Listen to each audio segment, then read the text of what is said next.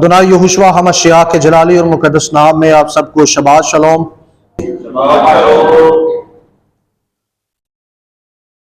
हम सब जानते हैं कि हम रैप्चर के बारे में सीख रहे हैं।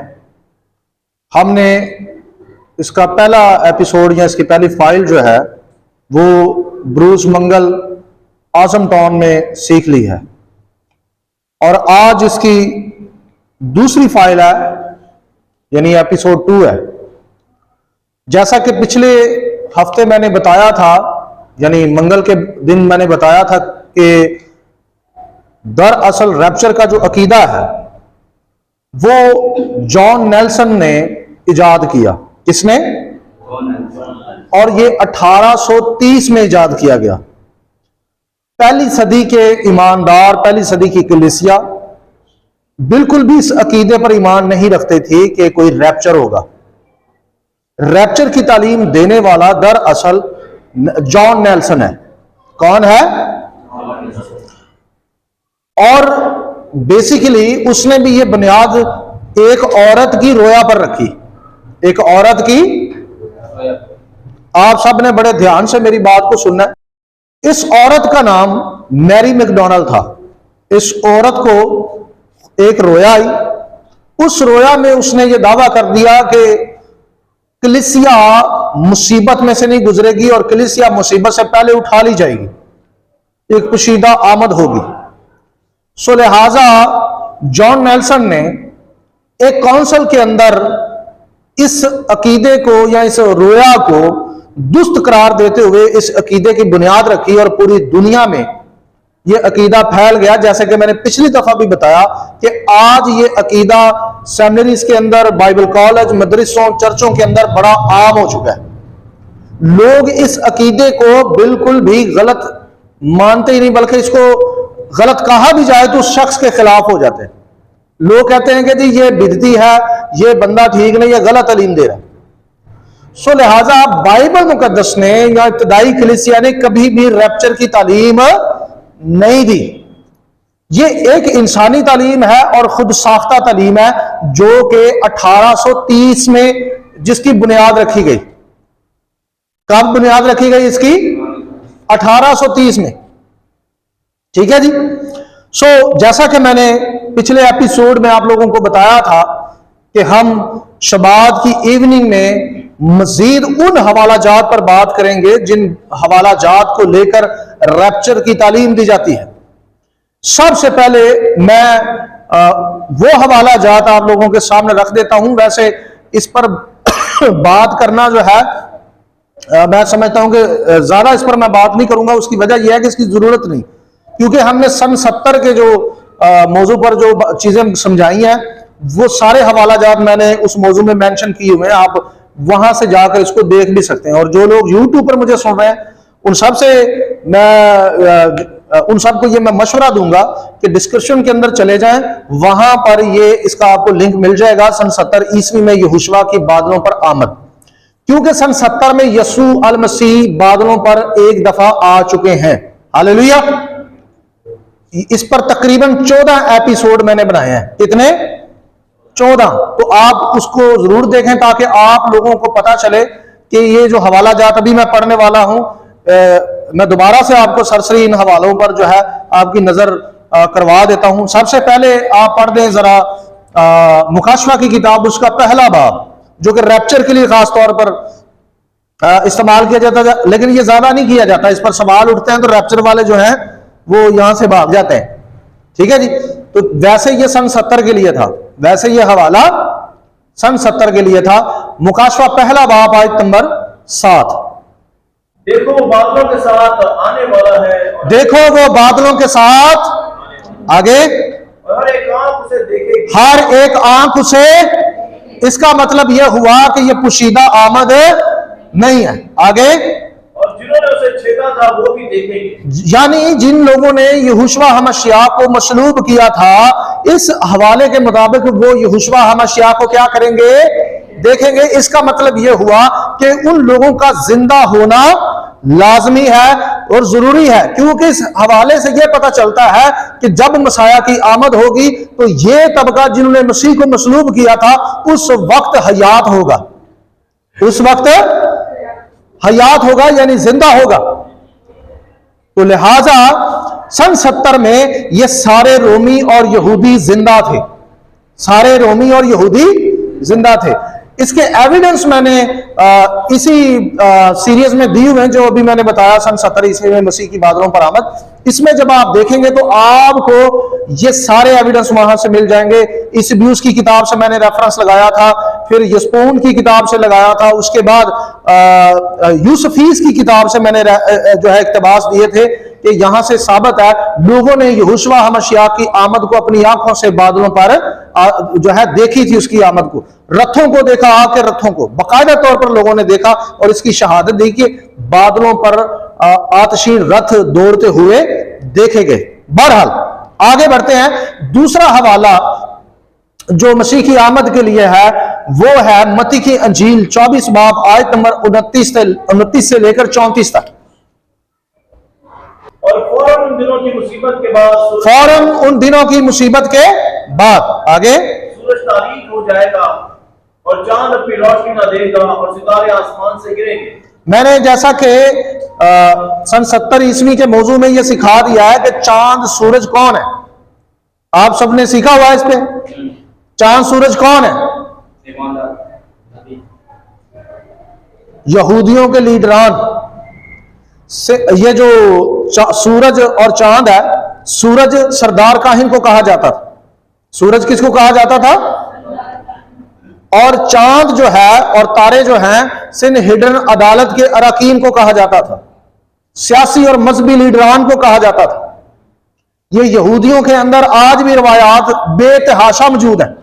जब मसीह ने यह कहा ना कि चांद और सूरज और सितारे क्या होंगे, गिर पड़ेंगे, तो ये असल में लिटरली मायनों में नहीं है। ये बेसिकली चूंकि ऑलरेडी यहूदियों में लीडरान को क्या कहा जाता था? सूरज और चांद सितारे। तो असल में मसीह ने यह कहा कि सरदार काहिन भी क्या किया जाएगा? मारा जाएगा। तारे भी गिर जाएंगे, यानी सिनहेड्रिन अदालत के अराकीन भी क्या किए जाएंगे? मार दिए जाएंगे। सूरज यानी चांद यानी सिनहेड्रिन अदालत का जो लीडर होगा वो भी क्या कर दिया जाएगा? मार दिया जाएगा। ये गिराने से मुराद दरअसल ये है। और ऐसा ही हुआ कि जब सन 70 में रोमियों ने बकायदा, तो सबसे पहले उन्होंने हैकल पर और सरदार काहिनों पर और सिनहेड्रिन अदालत पर अटैक किया। हालेलुया। तो दरअसल ये हवाला भी सन 70 के बारे में है। आगे, और आसमानों की कुव्वतें हिलाई जाएंगी और उस वक्त इब्ने आदम का निशान आसमान पर दिखाई देगा और उस वक्त जमीन की सब कौमें छाती पीटेंगी और इब्ने आदम को बड़ी कुदरत और जलाल के साथ आसमान के बादलों पर आते देखेंगी।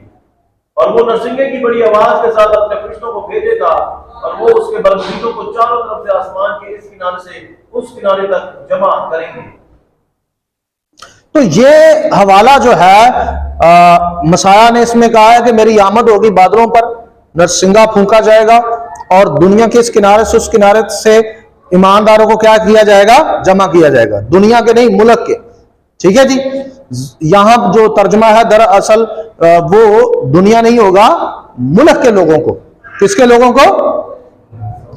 तो आगे जो ये सारी नबूवतें मसाया ने की, लेकिन जब आप आगे बढ़ते हैं 33 और 34 आयत, तो यहां से आपको यह समझ आएगी कि दरअसल ये नबूवत आखिरी जमाने के बारे में नहीं थी, बल्कि ये सन 70 के बारे में थी। ये जरा दो आयतें पढ़ दें, 33 और 34। इसी तरह जब तुम इन सब बातों को देखो तो जान लो कि वो नजदीक बल्कि दरवाजा पर है। मैं तुमसे सच कहता हूं कि जब तक ये सब बातें ना हो ले, मैं तुमसे, आप सब सुन रहे हैं, मैं तुमसे कि जब तक ये बातें ना हो ले, क्या लिखा है? आगे पढ़ दीजिएगा जरा। ये नस्ल हरगिज़ तमाम ना हो, ये नस्ल हरगिज़ तमाम ना होगी, यानी मौजूदा नस्ल जो मसीह के सामने खड़ी हुई थी वो नस्ल हरगिज़ भी मरेगी नहीं जब तक ये नबूवत जो मैंने की है, यानी अपने बारे में कि मैं बादलों पर जाहिर होऊंगा, मेरा निशान बादलों पर दिखाई देगा, फरिश्ता आएगा, नरसिंगा फूंकेगा, ईमानदारों को जमा किया जाएगा आसमान की कुव्वतें हिलाई जाएंगी। जब तक ये सारी बातें पूरी ना हो ले, ये नस्ल हरगिज तमाम यानी नहीं मरेगी।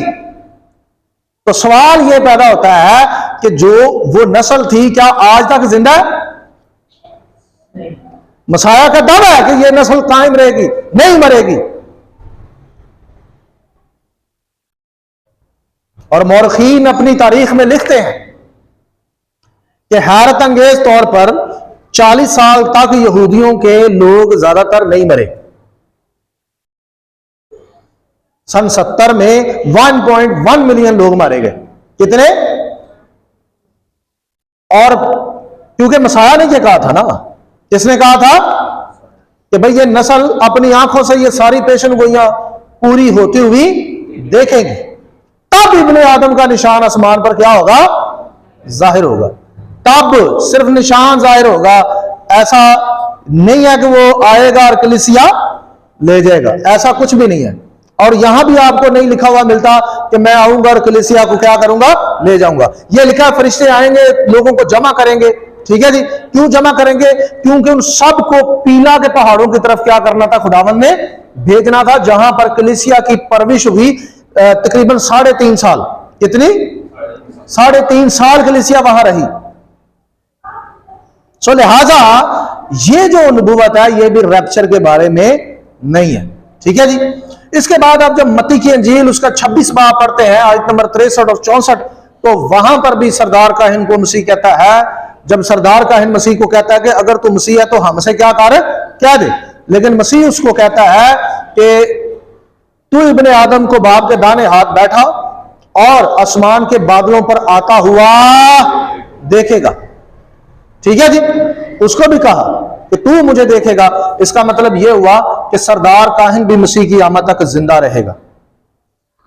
फिर मसीह ने रसूलों को भी कहा कि तुम में से बाज ऐसे हैं जब तक खुदा की बादशाही को आता हुआ ना देख लें तब तक वो मौत का मजा हरगिज ना चखेंगे। ठीक है जी। बारूक हाशिम जी, अब आगे बढ़ते हैं। अब उन हवाला जात पर बात करते हैं जिन हवाला जात को खुसूसन रैप्चर के लिए इस्तेमाल किया जाता है, खुसूसन जिस पर यह बेस बनाई गई यानी तफासीर बनाई गई। अब उन हवाला जात को जरा गहरी नजर से देखते हैं कि क्या ये हवाला जात रैप्चर की तालीम देते हैं या नहीं। रैप्चर पर जो अकीदा रखते हैं जो लोग, दरअसल ये हवाला जात देते हैं जो अभी मैं आपको पढ़ाने वाला हूं। ठीक है जी। सबसे पहले तो यह समझने वाली बात है, यह सोचने वाली बात है कि क्या हम वाकई मुसीबत से पहले उठा लिए जाएंगे? 3.5 साल की जो मुसीबत है, बाइबल ने कभी ऐसी कोई तालीम नहीं दी, या यीशु अल मसीह ने ऐसी तालीम दी, या पलूस रसूल ने ऐसी तालीम दी। मेरी स्टडी के मुताबिक जो मैंने नतीजा अखज किया है कि ना पलूस ने ऐसी कोई तालीम दी है और ना ही यीशु अल मसीह ने। तो सबसे पहले हम पलूस रसूल और रैप्चर के बारे में देखते हैं कि क्या पलूस ने रैप्चर की तालीम दी है। जो हवाला पेश किया जाता है वो है जी पहला थेसलुनीकियों 4 बाब आयत नंबर 15 और 16 और 17 और 18। ये जरा पढ़ देंगे। चुनांचे हम तुमसे खुदावंद के कलाम के मुताबिक कहते हैं कि हम तो जिंदा हैं और खुदावंद के आने तक बाकी रहेंगे, सोए हुओं से हरगिज आगे ना बढ़ेंगे। क्योंकि खुदावंद खुद आसमान से ललकार और मुकर्रम फरिश्ता की आवाज और खुदा के नरसिंगे के साथ उतर आएगा, और पहले तो वो जो मसीह में हुए जी उठेंगे, फिर हम जो जिंदा बाकी होंगे उनके साथ बादलों पर उठाए जाएंगे ताकि हवा में खुदावंद का इस्तकबाल करें, और जितना हमारे हमेशा खुदावंद के साथ रहेंगे। बस तुम इन बातों से एक दूसरे को तसल्ली दो। आमीन। बेसिकली ये जो हवाला है ये पूरे खत को बड़ी तरतीब से पढ़ने के बाद आपको समझ आएगा उसके सियाक व सबाक से। थेसलुनीकियों की कलीसिया पलूस रसूल से उन लोगों के बारे सवालात करती थी जो लोग मसीह में मर चुके थे, जो लोग मसीह में मर चुके थे। तो वो असल में ये सवाल करते थे कि हमारे बारे में और उन लोगों के बारे में तौरात या बाइबल क्या तालीम देती है कि हम सबका आखिरी जो मंजिल है या हमारा जो आखिरी मकाम है वो क्या होगा। तो ये सारे सवालात थे पौलुस रसूल के सामने तसलीकियों की कलीसिया के। तो पौलुस रसूल असल में उन सवालों को क्या कर रहा है, क्लियर कर रहा है, उनको समझा रहा है कि हमारा क्या होगा। हालेलुया।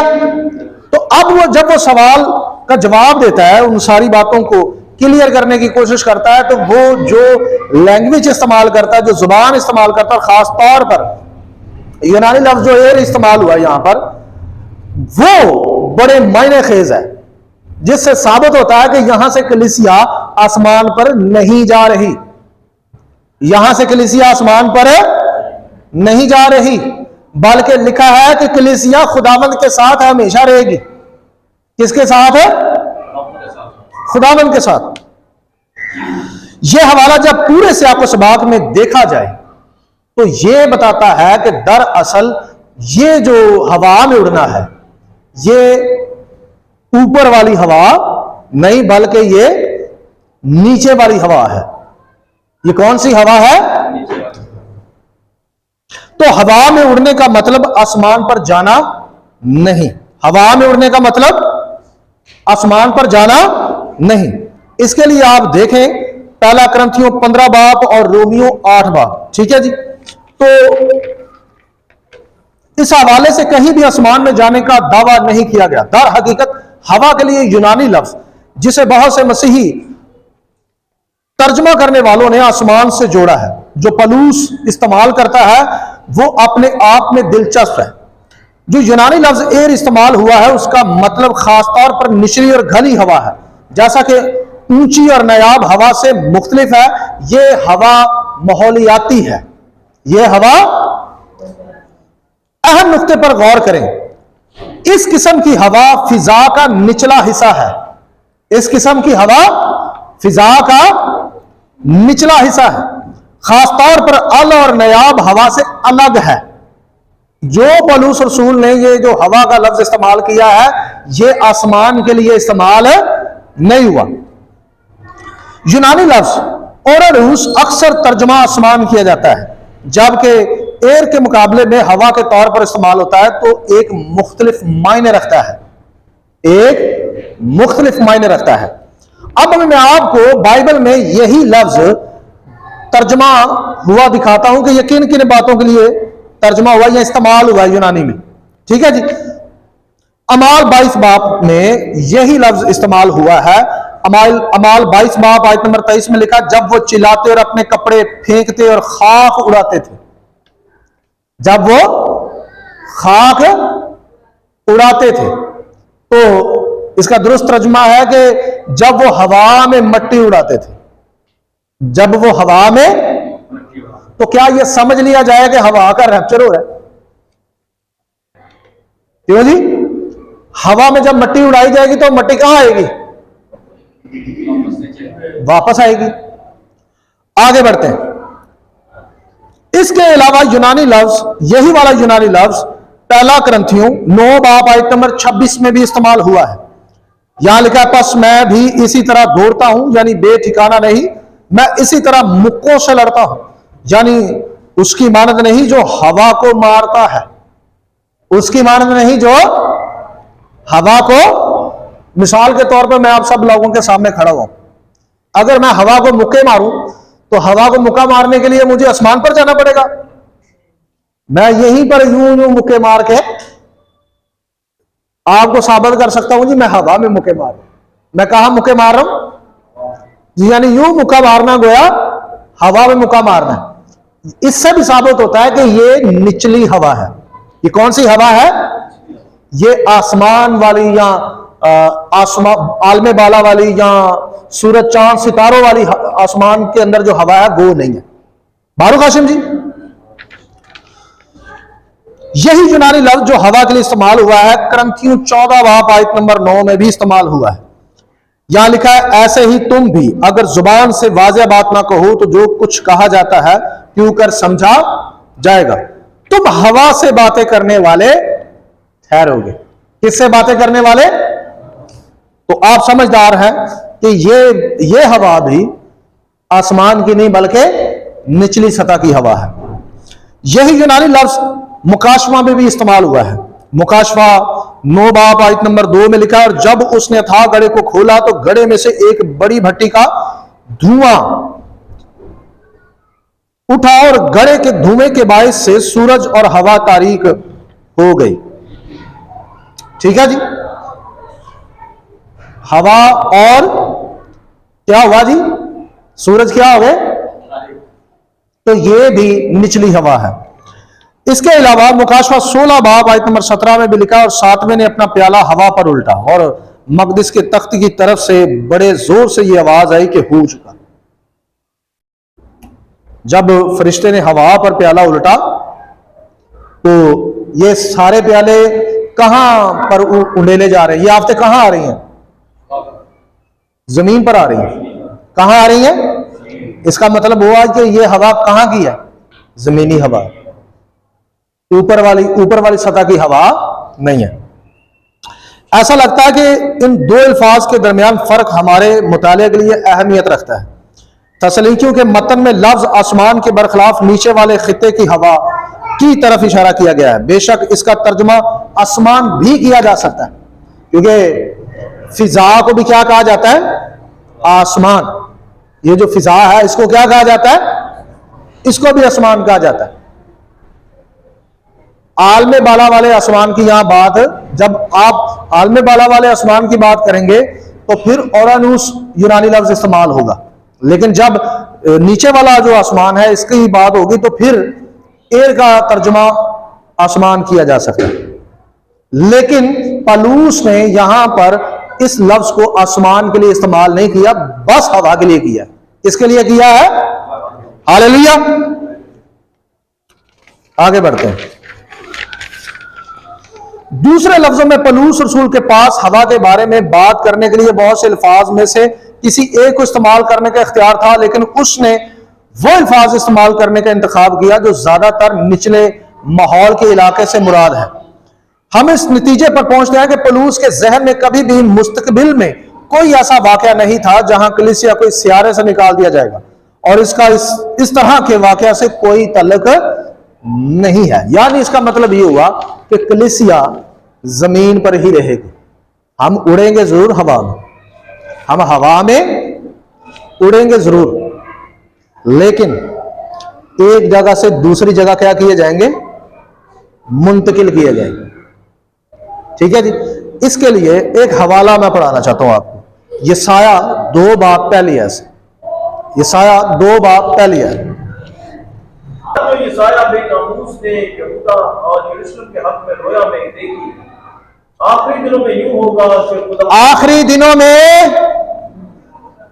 यूं होगा, कौन से दिनों में, आखिरी दिनों में यूं होगा, क्या होगा, कि खुदावंद के घर का पहाड़ पहाड़ों की चोटी पर कायम किया जाए, हालेलुया। आगे, और टीलों से बुलंद होगा और सब कौमें वहां पहुंचेगी, सब कौमें वहां पहुंचेंगी। आगे, बल्कि बहुत सी उम्मतें आएंगी और कहेंगी, आओ खुदावंद के पहाड़ पर चढ़े, यानी याकूब के खुदा के घर में दाखिल हो। यानी ये कौमों में से जो चुने गए लोग हैं ये सारे उस पहाड़ की तरफ आएंगे, हालेलुया। सारी दुनिया में से मुकद्दसीन हवा में उड़ेंगे और यहोशुआ हमाशाख उनको डायरेक्टली यरूशलेम लेके जाएगा। कहां लेके जाएगा, आसमान पर नहीं, क्योंकि 1000 साला बादशाही के लिए तख्त कहां लगाया जाएगा, खुदा का पहाड़ पहाड़ों की चोटियों पर कायम होगा। रैप्चर की कोई तालीम बाइबल में नहीं है, रैप्चर की कोई तालीम बाइबल में, खुदावंद आसमान पर नहीं बल्कि आसमान से एक शहर लेकर नीचे आ रहा है। और कहां लेके आ रहा है, यरूशलेम में। कहां पर, जहां पर सारी कलीसिया इकट्ठी की जाएगी, हालेलुया, बारूक हाशिम जी। अब सवाल यह पैदा होता है कि अहदे अतीक के अंदर रैप्चर की सोच क्यों नहीं है, अहदे अतीक के अंदर ऐसी नबूवत क्यों नहीं है? क्योंकि रसूलों ने और मसीह ने हमेशा वो तालीम दी है जो कि नबी पहले दे चुके हैं, और उसी को बुनियाद बनाकर उन्होंने पहले तालीम दी, हालेलुया। अब सवाल पैदा होता है कि क्या अगर रैप्चर की तालीम मान ली जाए या तस्लीम कर ली जाए तो फिर यह तालीम अहदे अतीक में नजर क्यों नहीं आती? जबकि अहले अतीक से जब हम मामला देखते हैं तो मामलात ही कुछ और है। इवन के कोई भी एंशिएंट यहूदी, एंशिएंट जुडाइज्म जो है, वो किसी भी रैप्चर का अपनी तहरीरों के अंदर कोई जिक्र नहीं करते। आप यकीन करें कि मैंने कदीम यहूदियत पढ़ी है, जितनी भी तालीम अहद जदीद की है वो कहीं ना कहीं कदीम यहूदियों में पाई जाती है, कहीं ना कहीं कदीम यहूदियों में। लेकिन हैरत अंगेज बात यह है कि रैप्चर की तालीम किसी भी यहूदी ने बिल्कुल नहीं दी। जो कदीम यहूदी थे, मसीह से जो पहले थे, उन्होंने कभी रैप्चर पर कोई बात नहीं की और ना ही इब्तिदाई कलीसिया ने की।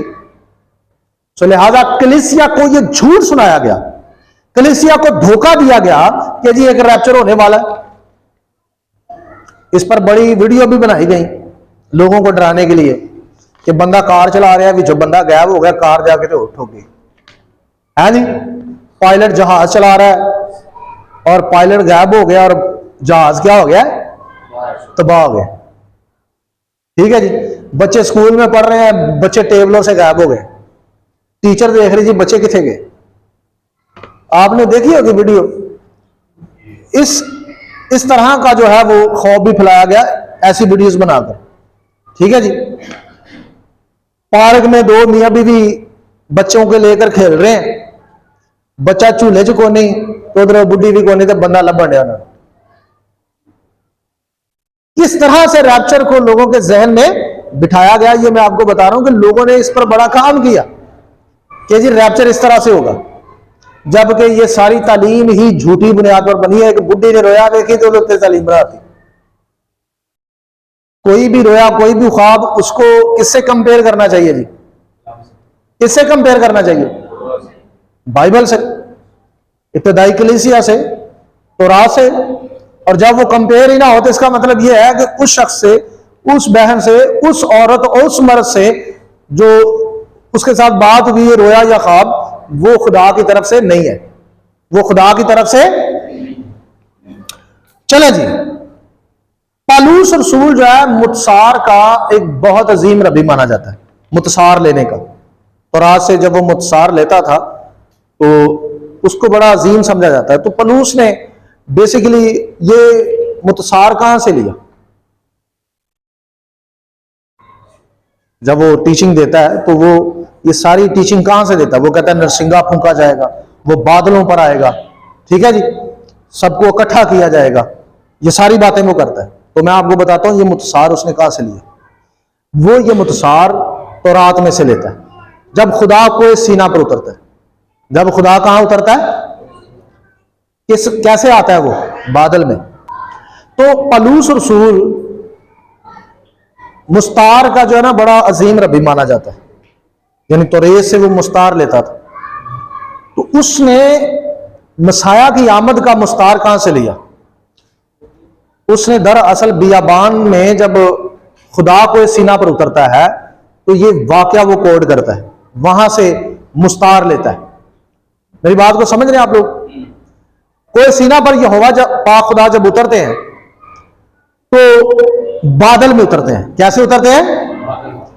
नरसिंगा फूंका जाता है, हालेलुया, सारा बनी इस्राएल पहाड़ के पास इकट्ठा होता है, सारे जमा होते हैं।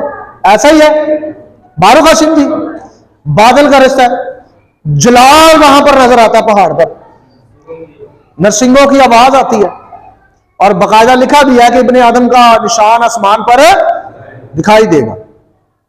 तो ये बिल्कुल वो मुस्तार लेता है और वो कहता है कि इसी तरह यहोशुआ हमशियाह की आमद होगी और सबको इकट्ठा किया जाएगा और हम सब हवा में उड़कर क्या करेंगे? चले जनाबे मूसा यहोवा पाक खुदा के पास जाते हैं। कहां? आसमान पर। कहां जाते हैं? सारे बोले ये कौन सी हवा है? निचली सतह की हवा है ना, ये वहीं पर जाता है। बारो कासिम जी और जनाबे पलूस रसूल ये बयान करते हैं कि हम सब क्या हो जाएंगे? बदल जाएंगे।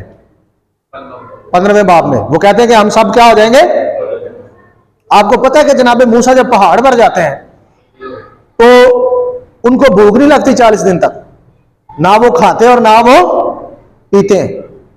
तो मेडिकल साइंस के मुताबिक तो बंदा 10 दिन खाए पिए ना तो पेट में क्या हो जाता है जी, अच्छा ना खाओ ना चल जाता है। अगर आप पानी ना पिए तो आपके पेट में क्या चल जाएंगे, कीड़े चल जाएंगे और आपकी डेथ हो सकती है। यह बात मेडिकल साइंस के खिलाफ है कि कोई बंदा 40 दिन तक पानी भी ना पिए। क्यों जी, ऐसा ही है, जिंदा रह सकता है पानी के बगैर। पानी बंद ना हो तो बंदा बगैर खाने के 40 दिन निकाल सकता है, लेकिन अगर पानी भी बंद हो जाए तो बंदा मर जाता है। लेकिन कुदरत यह है कि जनाबे मूसा 40 दिन तक पहाड़ पर बगैर खाए और पिए रहते हैं। इसका मतलब यह हुआ कि ये इस बात की तरफ इशारा है कि यहोवा पाक खुदा ने जनाबे मूसा को जलाली बना दिया था वहां पर। कैसा बना दिया था? और इसकी दलील यह है कि जब जनाबे मूसा नीचे उतरे थे तो उनका चेहरा चमक रहा था और उन्होंने उसके चेहरे पर क्या डाला? कपड़ा डाल दिया। पलूस भी कहता है कि हम सब बदल जाएंगे, हम सब क्या हो जाएंगे? बदल जाएंगे। तो ये मुतसार लेता है वो, हालेलुया। वो कोई नई बातें हमारे सामने नहीं करता, ठीक है जी। मैं आपको खास बातें समझाना चाह रहा हूं ताकि दूसरा वो मुतसार लेता है जी दानियल 7 बाब से, इब्ने आदम की मानद इंसान या जहां इंसान इब्ने आदम की मानद बादलों पर आ रहा है। अच्छा जी, दूसरी जो चीज है जिसको मैं समझाना चाहता हूं वो है यूनानी लफ्ज परोसिया। बाइबल मुतद्दद बार यहोशुआ हमेशा की वापसी का ऐलान करती है। यूनानी लफ्ज परोसिया का इस्तेमाल करती है। यह एक इस्तिलाह है जो अक्सर सेकुलर सियाको सबाक में इस्तेमाल होती है, ठीक है जी। ये जरा समझ लें, फिर मैं आपको चंद बातें बताता हूं, फिर हम एंड करते हैं। यह लफ्ज अपने अंदर किसी भी किस्म की खुफी आमद का मफहूम नहीं रखता। इस लफ्ज के 4 वाकयात मत्ती 24 बाब में है। आयत 3 में यहोशुआ मसीह के शागिर्दों ने उससे उसके परोसिया यानी आमद के बारे में पूछा या निशान तलब किया। ये जो हम कहते हैं ना जी तू आने वाला है, या आमद जो लफ्ज है इसके लिए यूनानी लफ्ज क्या है? परोसिया। कौन सा लफ्ज है? परोसिया।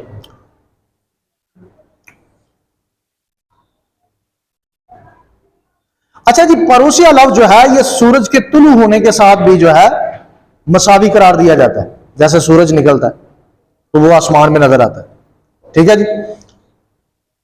आयत नंबर 37 और 39 में मत्ती 24 बाब की, वो अपने आने का उस वक्त से यानी उस वक्त से वो कंपेयर करता है जब नूह के दिनों में सैलाब से पहले की दुनिया की खुदा ने अदालत की थी।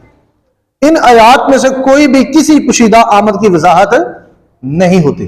चलें, जनाबे नूह के साथ मसीह ने अपनी आमद को क्या किया? कंपेयर किया कि जी जैसे नूह के दिनों में हुआ वैसे इब्ने आदम के दिनों में होगा। तूफान पुशीदा है, बारिश जब गिर रही थी नजर आमदी थी। कोई काम वहां नूह के दिनों में ऐसा दिखा दे जो पुशीदा हुआ हो, तब तो समझ लिया जाए ना, हाँ जी यह पुशीदा आमद है कोई। इसका मतलब यह हुआ कि भाई ये सारी तालीम झूठ है। ये सारी तालीम क्या है? झूठ है। और जैसा कि मैं आपको बताता हूं कि नबूवतों की दोहराई होती है। नबूवतों की क्या होती है? दोहराई होती है। नूह के तूफान की तरह यूसुफीस की किताब में वाज़ा लिखा है कि रोमी फौज सेम वैसे ही आई जैसे तूफान का एक एरिया होता है, एक साइड से आता है तूफान। अक्सर तूफान का जो है एक रुख होता है वो वहीं से आता है। इसी तरह वो लिखा हुआ है कि जिस तरफ से तूफान आता था उसी तरफ से फौजें आई, उसी तरफ से क्या आई? और बनी इसराइल पर तूफान की तरह पड़ गई। तो ये सन 70 में हुआ है और इसकी दोहराई होनी है दुनिया के आखिर में। इस सारे कामों की क्या होनी है? दोहराई होगी। ये हम मानते हैं कि दोहराई होगी क्योंकि नबूवतों में दोहराई होती है। आगे बढ़ते हैं। पड़ोसिया लफ्ज पहला क्रंथियों 15 बाब के आयत नंबर 23 में भी इस्तेमाल हुआ है। इस वाकया की तरफ इशारा करने के लिए इस्तेमाल किया गया है कि जब उसके मुकद्दसीन जी उठेंगे। पहला तसलीकियों 4 बाब 15 आयत में लिखा है कि जो कि हमने पहले भी पढ़ा कि मसीह आएगा, मुर्दे जिंदा होंगे और हम सब हवा में उड़कर उसका क्या करेंगे, इस्तकबाल करेंगे। ये कौन सी हवा, इसकी डेफिनेशन मैं कर चुका हूं। दूसरा तस्लीकियों 2 बाब आयत नंबर 8 बयान करता है कि यहोशुआ हमेशा झूठे नबी और गुनाह के शख्स को अपने पड़ोसिया यानी आमद पर तबाह कर देगा। ठीक है जी। वाज़े तौर पर इसका पड़ोसिया का, ऐसी पड़ोसिया यानी ऐसी आमद का कोई भी तल्लुक खुफिया आमद के साथ नहीं है। तस्लीकियों के जो हवाला जात है उसमें यह बताया जा रहा है कि जब मसीह की आमद होगी ना तो उससे हवान को क्या किया जाएगा, हलाक किया जाएगा। जबकि रैप्चर की तालीम यह है कि मसीह आएगा, गुफिया तौर पर कलीसिया को लेकर क्या हो जाएगा, चला जाएगा, क्योंकि रैप्चर की तालीम यही है। लेकिन इसी हवाले में आगे लिखा हुआ है कि मसीह जब आएगा तो वह अपने मुंह की फूंक से हवान को क्या करेगा, हलाक करेगा। हालेलुया। इसका मतलब यह हुआ कि इस हवाले को भी गलत इस्तेमाल किया जाता है। ठीक है ना जी। तस्लीकियों 2 बाब में पलूस वजाहत करता है कि सच्चे ईमानदार यहोशुआ का पड़ोसिया यानी आमद जानते हैं कि किस वक्त होगी। वो बताता है कि कुछ ऐसे वाकयात थे जिनका मसीह के आने से पहले होना था, वो बस किसी भी वक्त आने वाला नहीं था। इससे पहले पलूस ने तस्लीकियों को इशारा किया था कि पूरी दुनिया मसाया की वापसी की तवक्या नहीं करेगी, पूरी दुनिया मसाया की वापसी की तवक्या। ताहम उसने यह बयान जारी किया कि सच्चे ईमानदारों के पास बेखबर रहने का कोई भी जवाज नहीं। ये जो कहा जाता है ना जी, कलीसिया को कोई पता नहीं मसीह की आमद का, उसने कहा जी ऐसा कुछ भी नहीं है, ऐसा कुछ भी नहीं है। ये लोगों ने झूठी तालीम दी है कि मसीह की आमद के बारे में कोई नहीं जानता। पालूस ने तस्लीकियों के खाते में एक वाज़ेह कहा है कि कलीसिया उसकी आमद को जानती है कि वो कब आएगा, कि वो कब आएगा। हालेलुया। बारूक हाशिम जी, इसका मतलब यह हुआ कि तमाम मुकद्दसीन जानते हैं कि यहोशुआ की आमद कब होगी, 1000 साल बादशाही के लिए। हालेलुया जी। अब मसाया की आमद सिर्फ 1000 साल बादशाही के लिए होगी, और 1000 साल बादशाही तब तक नहीं हो सकती जब तक दुनिया की टाइमलाइन 6000 साल ना हो जाए। कितनी? बड़ा सिंपल है। इस वक्त जो टाइमलाइन है डेड सी स्क्रोल कैलेंडर के मुताबिक, जो कि तोरा का कैलेंडर हैकल में इस्तेमाल होता था, उसके मुताबिक जो इस वक्त सन चल रहा है वो है जी 5947। 5900, तो कितने साल रह गए 6000 साल पूरे होने में? हाँ जी 53 रह गए ना। लो जी, कलीसिया को पता है, क्योंकि पता है कि नहीं कलीसिया को, सारी सारी सारी कलीसिया को पता है, ईमानदारों को पता है कि वो कब आएगा। चले 53 पर कोई एग्री नहीं होता, इस बात पर तो एग्री होना कि जब 6000 साल पूरे हो जाएंगे मसीह आ जाएगा। ये तो पूरी दुनिया मानती है। हालेलुया। पूरी दुनिया के ईमानदार मानते हैं। हो सकता है किसी को हमारे कैलेंडर से इख्तिलाफ हो, चलो इस बात पर तो इख्तिलाफ नहीं है ना कि 6000 साल पूरे होने पर मसीह की आमद होगी। हालेलुया। लिहाजा वक्त जो है वो बहुत थोड़ा है, साल पूरे होने वाले हैं, टाइमलाइन खत्म होती नजर आ रही है। ठीक है जी। तो ये जो कलीसिया को सिखाया गया कि रैप्चर हो जाएगा, कोई रैप्चर नहीं होगा, ये गलत तालीम है।